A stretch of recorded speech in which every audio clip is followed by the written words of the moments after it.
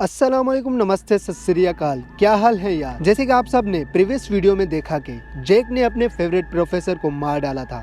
अगर आप उन लोगों में से हैं जिसने पिछले 3 एपिसोड्स की एक्सप्लेनेशन वीडियो नहीं देखी तो उसकी लिंक आपको डिस्क्रिप्शन में मिल जाएगी, पहले जाके वो देखिए, फिर आप इस वीडियो को यहीं से स्टार्ट कर सकते हैं। तो आज की इस वीडियो में हम द ऑर्डर सीजन 1 के एपिसोड 4 को एक्सप्लेन करेंगे। तो चलिए स्टार्ट करते हैं आज की इस इंटरेस्टिंग एक्सप्लेनेशन वीडियो को।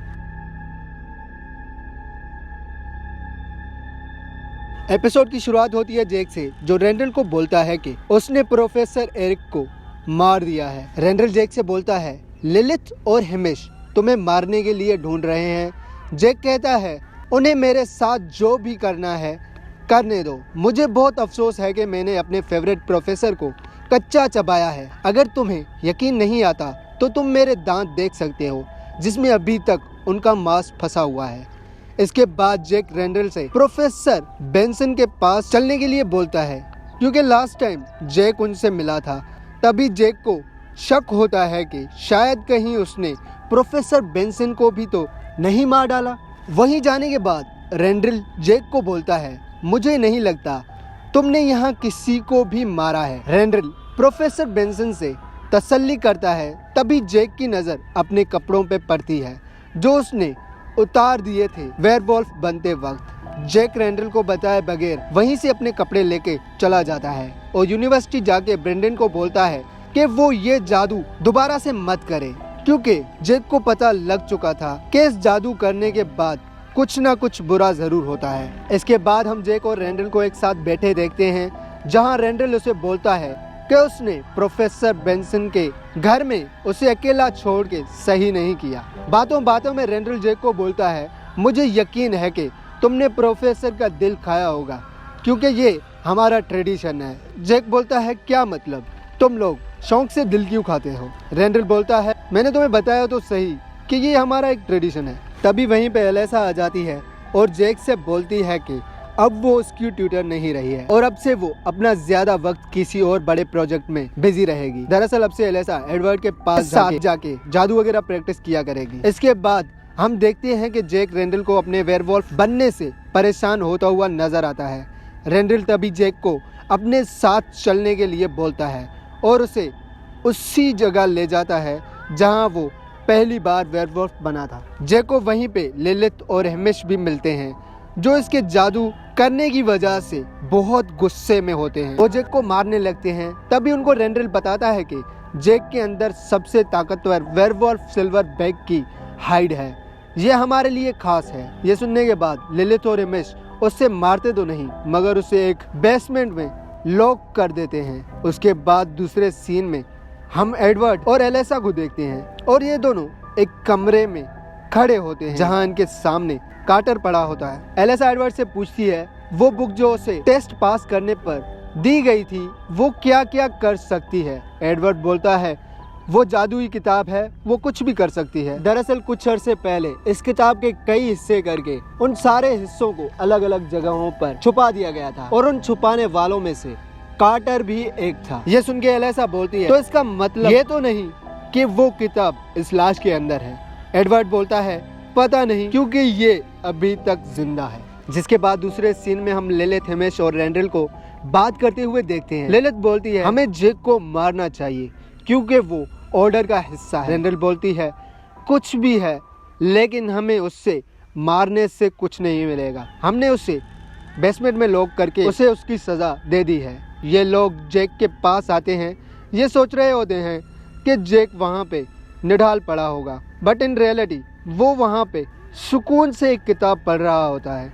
और ये देख के हिमिश, लिलिथ और रेंडल हैरान हो जाते हैं। जेक के हाथ में किताब होती है जिससे पढ़ के ये इन लोगों को ऐसी ऐसी बातें बताता है कि इनकी आंखें खुली की खुली रह जाती हैं। जेक इनको बताता है कि उसके अंदर जो सिल्वर बैग की हाइड है वो सबसे पावरफुल हाइड है। जेक उनको बोलता है तुम लोगों का मिशन अलग है, मेरा अलग। तुम लोग जादू को पूरी तरह से खत्म करना चाहते हो, बट मैं सिर्फ बुरे जादू करने वालों को खत्म करना चाहता हूँ। तो हमें एक दूसरे से अभी ये सेटलमेंट करनी होगी। जेक की ये बातें सुनकर ये सभी लोग उससे एग्री हो जाते हैं और उसकी बातों को मान लेते हैं। इसके बाद हम एलेसा और एडवर्ड को देखते हैं। एडवर्ड एलेसा को एक पोशन पीने के लिए देता है जिससे वो एक गहरे सपने में जाके कार्टर की छुपाई हुई किताब उसके ख्वाब से ढूंढ के ला सकती है। एलिसा एडवर्ड पर यकीन करके वो पोर्शन पीती है, जिसके बाद एडवर्ड उसके हाथ में एक रस्सी बांधता है जिससे वो एलिसा को ख्वाब से बाहर ला सकता था।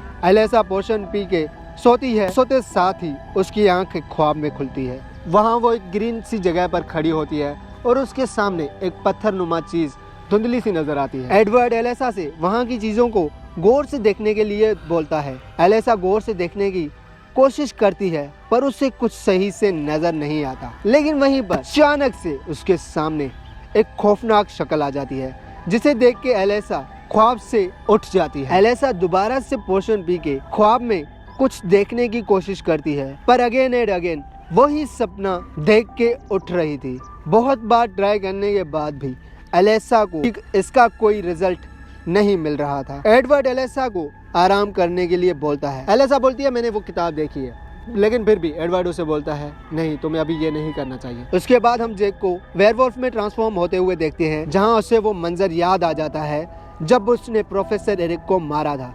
दरअसल जिस टाइम जैक प्रोफेसर बेंसन के घर में गया था तो तभी वहीं पे प्रोफेसर एरिक भी वहीं पे आया था प्रोफेसर बेंसन को मारने के लिए, जिस वजह से जैक ने प्रोफेसर बेंसन की जान बचाने की खातिर प्रोफेसर एरिक को मार डाला। जैक को पता लग चुका था कि उस दिन प्रोफेसर पर किसी जादू का असर था, जिस वजह से वो प्रोफेसर बेंसन को मारने के लिए आया हुआ था। दूसरे सीन में हम जैक को एलिसा से मिलते हुए देखते हैं, जहां जैक एलिसा को गले लगा के और किस करके उसे थैंक यू बोलता है, क्योंकि एलिसा ने उसे बहुत कुछ जादू के बारे में सिखाया था। उसके बाद जैक वेयरवुल्फ के घर में पहुंचता है, जहां वो देखता है कि उन तीनों को पता लग चुका है कि ये जादू वगैरह कौन कर रहा है। वो कोई और नहीं बल्कि गैब्रिएल और ब्रेंडन थे। ये लोग उनको मारने के लिए घर से निकलते हैं, लेकिन जैक उनको रोक लेता है और कहता है उनको मारने से मसले का हल नहीं निकलेगा। दरअसल मैंने जब प्रोफेसर को मारा था तभी मैंने उसका दिल नहीं खाया था, इस वजह से उस जादू का असर भी अभी तक दूसरों पर भी तारी हो रहा है। पहले उसका शिकार प्रोफेसर थी, मगर अभी उसकी गाड़ी का ड्राइवर उसका नेक्स्ट टारगेट होगा। अभी हम लोग जाके उनसे जानकारी लेंगे, अगर ब्रेंडन और गैब्रिएल ने कोई हमारी मदद की तो सही, अगर उन्होंने हमारी कोई मदद नहीं की तो दूसरी सूरत में तुम लोग चाहो तो उन्हें मार सकते हो। ये लोग उन दोनों के पास जाते हैं और वहाँ पर जैक हिमेश पर जादू करने का ढोंग करता है, जिसे देखकर ब्रेंडन और गैब्रिएल डर जाते हैं और बोलने लगते हैं हमने सिर्फ इंग्लिश वाली प्रोफेसर के ऊपर ही जादू किया है, उसके अलावा किसी के ऊपर भी नहीं। ये सुन के वेयरवुल्फ उस इंग्लिश टीचर बेंसन के घर पहुंचते हैं। तभी वहीं पे उनको वही ड्राइवर मिलता है जिसपे जादू किया गया था। वो हाथ में गन लिए मिस बेंसन को मारने के लिए निकला हुआ होता है। इसके अलावा और भी कई लोग वहाँ पे प्रकट हो जाते हैं जो उस टीचर को मारने के लिए पागल होते हैं।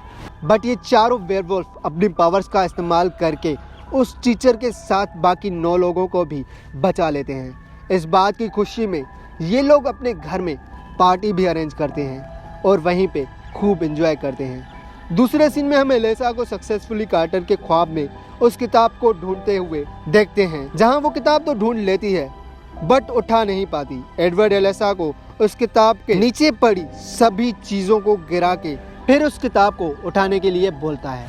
एलिसा ऐसा ही करती है और ऐसे करते ही कार्टर जाग जाता है और एडवर्ड का गला पकड़ लेता है, जिस वजह से एडवर्ड उससे जला के मार देता है। इस दौरान एडवर्ड के हाथ से वो रस्सी छूट जाती है, बट एलिसा उस रस्सी को पकड़ के किताब के साथ सपने से बाहर आ जाती है। एडवर्ड खुशी के मारे एलिसा को गले से लगा लेता है और उस किताब के 2 पार्ट्स को आपस में जोड़ लेता है। इसके बाद दूसरे सीन में हम देखते हैं कि जैक अपने प्रोफेसर की लाश किसी अच्छी तरह से दफनाने के लिए पहुंच जाता है, जहां पे बाकी वेयरवुल्फ भी उसकी मदद करने के लिए आ जाते हैं। ये देख के जैक बोलता है अभी तो मैं खुशी खुशी वेयरवुल्फ का हाथ उठाने के लिए राजी हूँ। ये सुन के रेंडल खुशी के मारे अपने दोस्त को सीने से लगा लेता है।